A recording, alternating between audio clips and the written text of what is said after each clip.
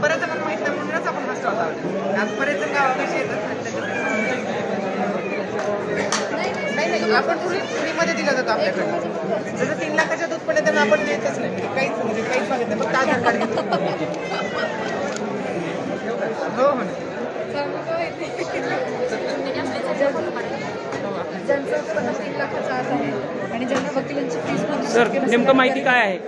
हे जिल्हा विधी सेवा प्राधिकरणाचं ऑफिस आहे. त्याच्यामध्ये जर 3 लाखाच्या आत उत्पन्न असेल आपलं तर आपल्याला फ्रीमध्ये वकील दिला जातो.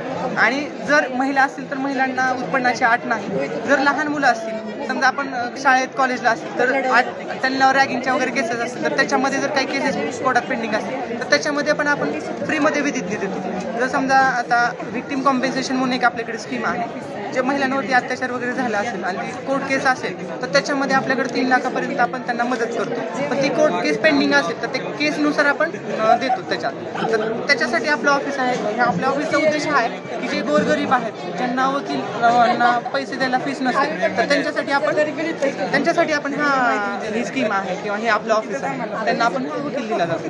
तर तुम्हाला जर जास्त माहिती पाहिजे असेल तर तुम्ही या ऑफिसला ह्याच्यावरती नंबर दिला आहे. जिल्हा लेवलला हे ऑफिस आहे आणि तालुका कोर्टात तर तालुक्याला हे ऑफिस आहे. तर त्याच्यावरती तुम्हाला हे सगळं सांगितलं जाईल माहिती. आणि जर जास्तच माहिती पाहिजे असेल तर तुम्ही जिल्ह्याला पण फोन करू शकता आणि माहिती सांगा.